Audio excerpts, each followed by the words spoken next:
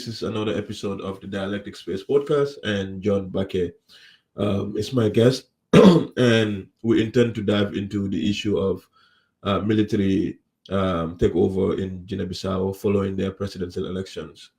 And so that's what we're getting into. But in light of what's going on in Guinea-Bissau as a country, they had elections about a week ago on Sunday, and we're supposed to find out the outcome of the elections on a Thursday. And then just on a Wednesday night, we found out through the president himself, who reported to France 24 or France media networks that there has been a military coup, that he's been deposed, which is pretty unusual. So I want you to explain to us, what are the circumstances of that? What do you think exactly happened that allowed such unfolding of the political situation in that country? Yes, thank you very much. As you rightly, elections were conducted in Bissau on the 23rd of November, which was on Sunday, and a lot of people went out of different regions to be able a president, whether the then president, who is Umar Sissoko Embalo, or to choose among the 11 other candidates for Sissoko, which makes it relevant to serve as the president of the Republic of Guinea-Bissau. It's also very important to know that Guinea-Bissau have 8 regions, but also inclusive is sector autonomy, which is referred to as Bissau, that makes it the 9th region. And so elections were conducted in these different areas, as you said. The main opposition in the elections was Fernando Diaz da Costa, who is from the PRS political party, which is referred to as PRS, which is a socialist party founded by the former president of Guinea-Bissau, Kumbayala. So when Fernando Diaz contested with Umar Sissoko Embalo, it was a very, very tense political season, because the major opposition party, which was led by Domingos Simoes Pereira, which is referred to as PAIGC, which is Partido Africano para a Independência de Guiné-Bissau, Cabo Verde, was banned from contesting in the just concluded elections, which happened on the 23rd of the month of November. So as a result, he decided to support Diaz da Costa. So among these 9 regions, voting was done. Umar Sissoko Embalo, according to the result of different regions, was only able to win in Gabu and Bafata. Umar Sissoko Embalo is a native of Gabu, so it was not a surprise to see him winning from those 2 regions. But he lost woefully in regions like Kinara, in regions like Tombali, in regions like Biombo, in Oyu, in Kaseu, in Bujugus, Bulamadi Bujugus, and even in the capital city, which has the larger percentage of registered voters, which is Bissau. But also outside Bissau, the citizens also do what they call diaspora voting. So the citizens of Guinea-Bissau who were in Europe were allowed to vote in the elections. Also the citizens of Guinea-Bissau who were in different African countries like the Gambia, Senegal, Cape Verde, Conakry, and Angola were also allowed to vote. And if you look at the diaspora votes across Africa and Europe, Umar Sissoko Embalo lost woefully. So elections was done on Sunday. Umar Sissoko Embalo casted his vote in Gabu, where he is from.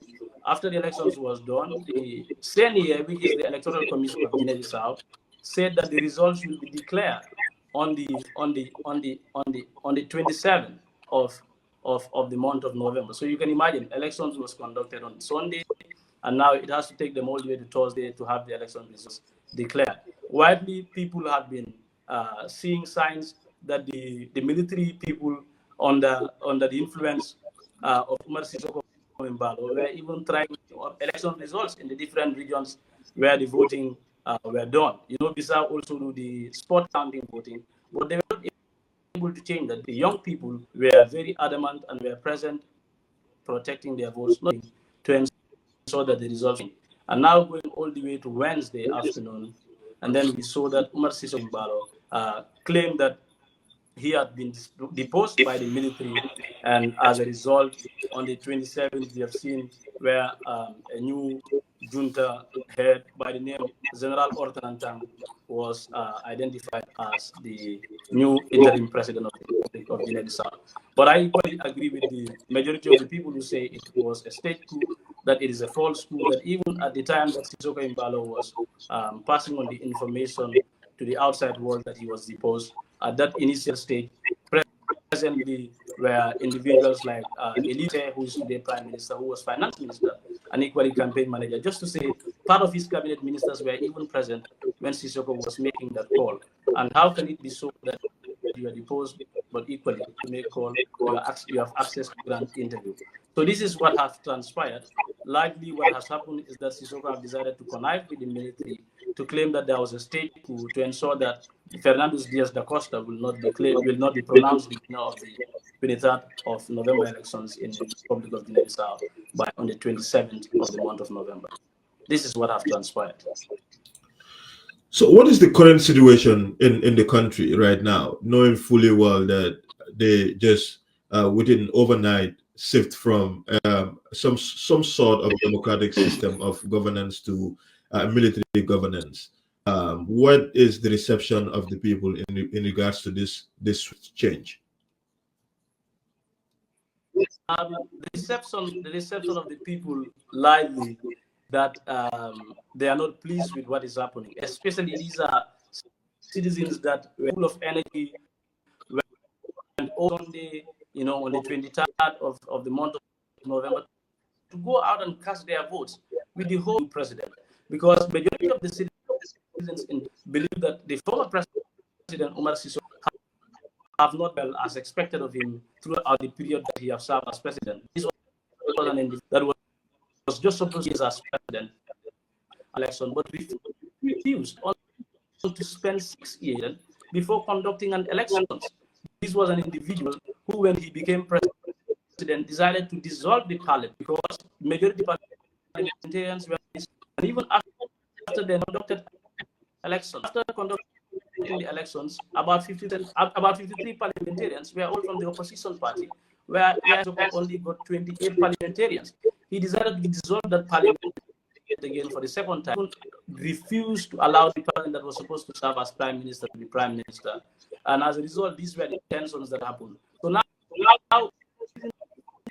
went out to vote. They were voting with the will bring about change and transformation of leadership. Fortunately, the citizens are largely disappointed. In Bissau, as I speak to you, we have seen instances where people have gone out to even protest against some of the happenings that are currently happening. As I see, Domingo Simoes Pereira, Otavo Lopez, who are members of EAIGC political party, who are the leaders, have been arrested. In about 7 days, they are still under military custody, and even of recent, people cannot be able to access their relatives cannot be able to access them by providing them with feeding. So the situation in Bissau is absolutely appalling. As I speak to you, it was only of yesterday that areas like going to school have resumed. But even with that, it is not effective. The citizens are very afraid, as I speak to you, especially the young ones, and also the women, whom that during this period all the way to December, the businesses that they are engaging is to sell palm kernel, palm oil, lime, and all whatnot. Cannot resume their businesses as usual. I'm very sure that you are also aware that also in our own context here, the Catholics have what they normally do, especially during this period. They go for pilgrim at Kunkujam Mariama. Guinea-Bissau also, the Catholics also who are there also have their pilgrim at a place called Kaseu. As I speak to you, the bishop of the Catholic Church in Bissau have called to say that they have decided to cancel this year's pilgrim as a result of the tensions that are happening within the country. So as I speak to you, largely the citizens of Guinea-Bissau are not happy with what is happening. They believe that what is happening does not represent their general will or the popular choice of the people, but it only represents the interests of few or the minority in the country. Now, staying on the issue of military takeover in Guinea-Bissau, we know from their history since independence, the country has experienced over nearly 9 military coups or military takeovers, perhaps more than any other African continent, or at least close. And so, considering this country that is tiny, to think that Guinea-Bissau is even smaller than Gambia in terms of population is just insane, because we are the smallest in mainland Africa, or nearly So Guinea-Bissau is both smaller in terms of population, but also smaller in terms of GDP compared to Gambia. So this is a really Yes. poor country. To think about this is even crazy. Like Gambia is a really poor country, and Guinea-Bissau is Mm. poorer than Gambia. That tells you what kind of country that is. But also, it has experienced a lot of insurgencies. Military takeovers, including civil strifes or conflicts in the country. Now, my question is, why do you think this is the case since its independence? Why is it that the country is always susceptible to various forms of military takeovers? Another context to this is the fact that Guinea-Bissau is a transit point for narco. In fact, the UN, I think, characterized the country as a big narco or drug point, transit between other narco states, for example, like Colombia, that were reported to be using the country as a point for transportation of drugs and other substances.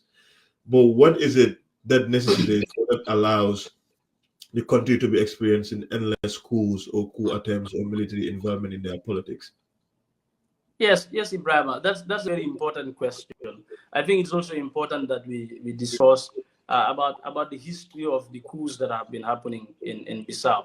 So it is as a result of the country was not built on strong foundation. When I say strong foundation, I mean democratic institutions to be established to ensure that there is separation of power, not only in writings but in actions, and also to ensure that there are proper checks and balances.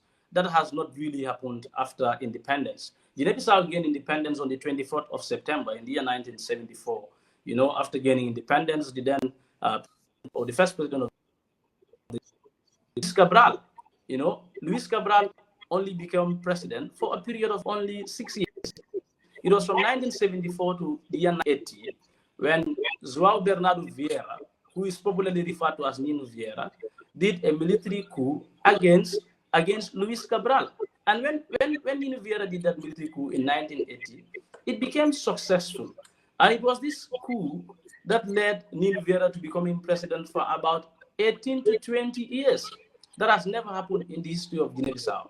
When Nino became president in the year 1980, Nino have decided to ban all opposition political parties. Elections were not even conducted. There was no democratic institutions that would ensure that there are proper checks and balances to ensure that if things are not going well, they will be corrected. So Nino became president from the military. He was also part of the people that were part of the fighters during the 11 years guerrilla war that led the country to independence.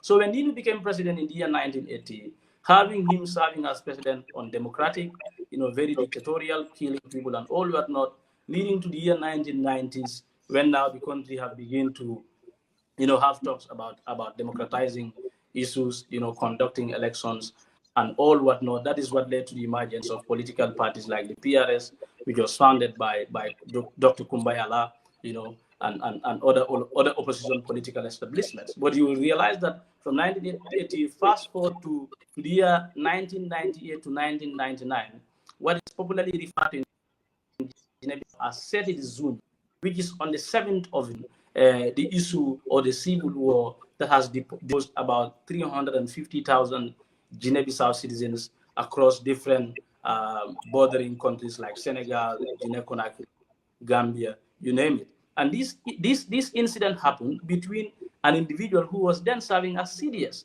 and who is Ansumana Mane. And Ansumana Mane, many people believe that his roots are from the Gambia. Yeah, Ansumana Mane was CDS, whilst Nino Vieira was president of the republic. But what was the reason behind the civil unrest of 1998 to 1999?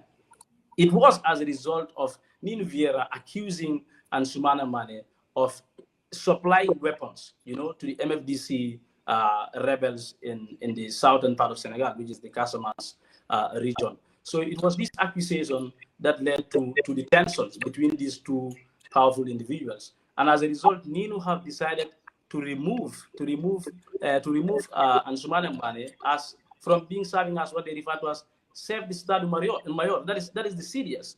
And as a result, Ansumana was very powerful. With all the support that he got, he was also able to now mobilize many people who were from his side to now even counter, Nino Vieira in the famous Seti Zunu civil war that happened in Guinea-Bissau. Nino Vieira also in that particular instance also went out to be able to get support, especially from Senegalese soldiers, from the soldiers also in Guinea-Bissau, to be able to support him, and also part of the soldiers that were in Guinea-Bissau. But through a period of the civil unrest from 1998 to 1999, Nino later was removed from being president, and as a result, he was exiled to Portugal. But equally, Ansumana Mane also did not become president. And now it was given to civilian to serve as a transition president. So you will realize that these two people that were key in fighting, in ensuring that, or in leading to the loss of lives of citizens, did not even account to it. And nothing has happened to these two people. Even Nino Vieira, that was mainly seen as the one who have led to all these happenings, nothing has happened to him. And you see, fast forward to the year 2000, elections were conducted, and that is what led to Kumbayala becoming president in the year 2000. And all the way to 2003, we also had people like Vrismu Korea, who was also an individual who led also the removal of Kumbayala, the military coup that led to the removal of Kumbayala as president.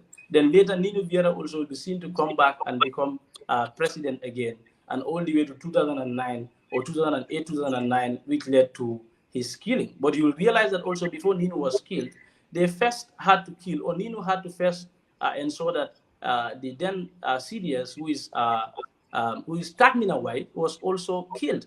And it was during that period when Takminawai was killed that Nino Vieira also lost his life. So you could see this military intervention happening throughout. And the major one also in 2012 to the runoff of the elections, the second round election between Kumbayala and Carlos Gomez Zinho, was orchestrated by Antonin Jali. Many people here will call him Antonin Jali. He's not Antonin Jali because they cannot pronounce his surname properly. His surname is Antonin Jali. He was also serious. He's the one who led. He was the one. He was the head of the military team that had to remove Carlos Gomez Jr., who was a transitioning president. But also in 2012, you will realize that these people had that they were justifying. They were saying that Carlos Gomez Jr., even having Angolan soldiers, whom that he brought them not to defend Bissau, but to be there for the interests of Carlos Gomez Jr. Also, they believe that in the year 2012, around that period, that was the time that has brought in Guinea-Bissau, ensuring that a lot of timbers were removed from Guinea-Bissau to different parts of West Africa. So you will see from the year 1980 all the way to the year 2025 as we speak now, military have been intervening. And it appears as if it is only when the military intervene that is when things are resolved. Then you will realize that the institutions or the country was not founded on strong institutions to ensure that opposition political parties to respond if in case the government is not doing things as expected of them. But what happens at the end is that the military intervenes rather than political institutions. To that point, what is the impact of like regional bodies, for example, and continental bodies, say ECOWAS, for example, Economic Community of West African States, or the African Union? What is their reception of the rising military involvement in politics, or the incarnation of the military? Again, we've seen this before for a very long time in the continent. What do you think is their reception to it? Do you think they have any influence at all? Because they don't have any influence in a lot of places, that we've seen the militaries, step up and take over power. And is there anything at all that they're either from diplomatic point of view or through taking serious actions in terms of military deployment that they're in fact considering? Yes, the ECOWAS, as you said, many people refer to it as, or the African Union is referred to a toothless bulldog, and now also people are also calling ECOWAS the same, because you realize that ECOWAS by the year 2020 they had plans, or part of their agenda is what is referred to as silencing the guns, But even beyond 2020, the guns have not been silenced. We have seen, we have seen cases in some West African countries where there were military takeovers, like in Niger, in Burkina Faso, in Guinea-Conakry, and now also recently in Guinea-Bissau. So ECOWAS is expected to do things. Is expected to do things that they are not doing as we speak, and that is why we are where we are. But also with regard to what has been happening in Bissau, or what is currently happening, you will realize that just a few days ago, the chairperson, I think, or the head of the ECOWAS team recently or presently is Julius Madabio, the president of the Republic of Sierra Leone, held or led a high delegation team to Guinea-Bissau, where they met with individuals like the junta head, the prime minister, Elidu, the Marine General, people like Elder Nyanki, people like Thomas Jassy, Abel and others, to ensure that they have discussions about restoring constitutional order, having political detainees to be released, and also to have the electoral process to continue so that the results can be declared. But largely, I think many Africans no more believe that can do much. And also, this gives the ECOWAS an opportunity to prove to the people within the sub-region that they also have a say and also they can affect change. But I think in this context, what ECOWAS can do specifically is as they have done, is as they have had the first delegation to Guinea-Bissau and meet these junta evidence of key things that they have highlighted. And I believe they can be able to clean and so that they restore constitutional by having serious conversations with these people. Among the things that I think the ECOWAS is expected to do is to highlight to these people of the importance of the need to have Guinea-Bissau continue with the electoral process and to have a democratically elected individual to serve as president. Looking at the history of the intervention of the military, because historically the military intervening in Guinea-Bissau have not brought about many change. Maybe in other countries like Burkina Faso will say, since the coming of the military, we have experienced some level of development or whatsoever. But what meant as a fact is that in the case of Bissau, it has not really changed anything. The situation have remained the same, or even others will say that the situation is worsened. But I think ECOWAS need to have serious discussions with these people moving forward. These diplomatic conversations are not working. Please, would you be kind enough to subscribe to our YouTube platform and support what we're doing?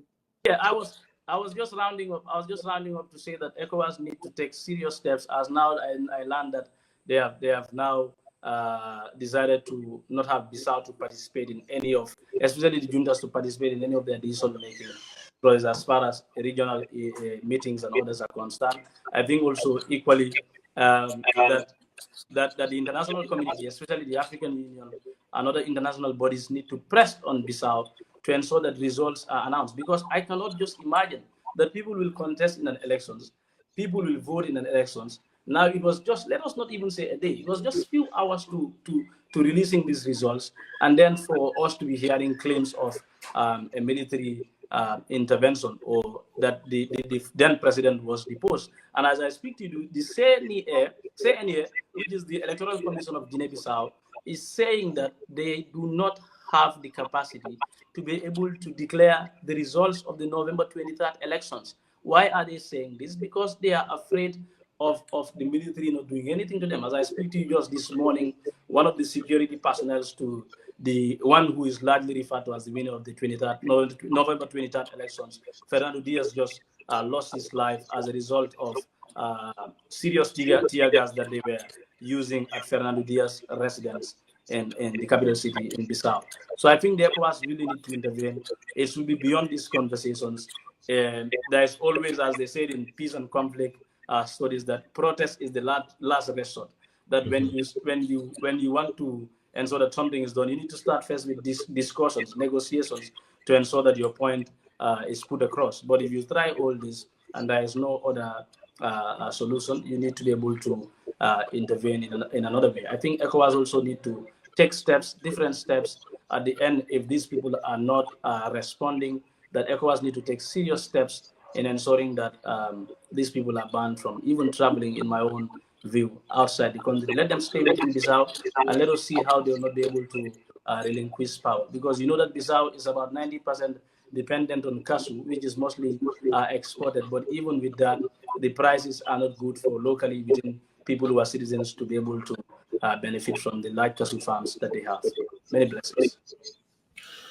So you ended very well with the issue of Guinea-Bissau economy. For those of you who don't know, cashew production is mostly the main export item for the country of Guinea-Bissau.